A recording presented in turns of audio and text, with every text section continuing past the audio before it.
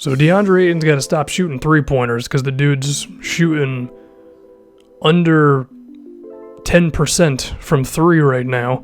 So DeAndre, maybe the three-pointers can be a thing later on in your career. It's not going to happen right now. Those tendencies are going down to zero. But what I want to work on more is his mid-range jumper as well as his post-game.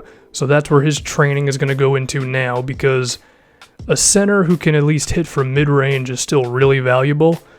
But given that we already have Porzingis, who's a three-point shooter, maybe Ayton will never really need to develop that three-point shot, at least not right now. I mean, eventually we can get it up there, but I think he'll make us a lot better, even with a mid-range jumper.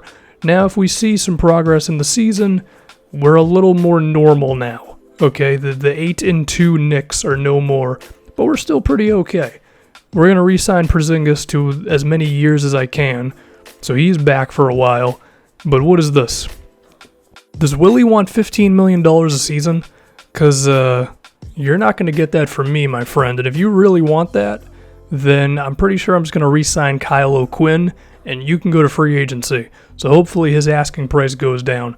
The Pistons are by far the best team in the East, so what the hell are they doing? Well, not one dude is averaging 1 million points, but they're still the best offensive team in the league. It seems like this is a Mike Budenholzer 60-win Atlanta Hawks situation. I mean, defensively, they're okay. I guess they're in the middle of the pack. I don't know. I guess Stan Van Gundy is just putting on a Coach of the Year performance and then some. He's got Reggie Jackson passing the ball, Andre Drummond dunking on everyone, enough defense from all around. I'm just going to assume that the ball is zipping all over the place. They're making a whole bunch of three-pointers, and for some reason, it's just kind of working. Should they be able to maintain this? It's 2K, and it's like 25 games into the season, so at that point, maybe. Should the Cavaliers and the Celtics be the two best teams? Yes. Is it going to happen? No, because 2K is a frickin' clown show, but it is what it is. Or it could be the Courtney Lee curse. What if we traded Courtney Lee, and then we get bad forever, and then the Pistons become title favorites for the next decade? Is this the Courtney Lee curse? Maybe. Who knows? We'll have to see. Shout out to Courtney.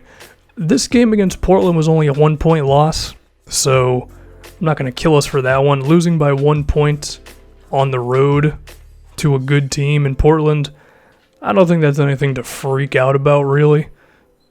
But if we look at some of the other games, there is one game to freak out about. We got blown out by the Magic, who probably don't have more than 3 dudes who can shoot. But you know what happened? Porzingis as well as Tim Hardaway missed 1 million three-pointers. Zinger missed 7, Hardaway missed 8. How many times is that actually going to happen during the season? Now, there is that saying that's out there of live by the 3, die by the 3, which could have some validity to it, and I think this was an example of that, you know? If those three-pointers go in, then we have a normal game for ourselves where we win and score a whole bunch of points. They didn't go in, and Orlando beats us. That's just how it goes sometimes. So I'm not going to freak out about that one either. And then there was one other game against the Bulls, which we only lost by 5 points.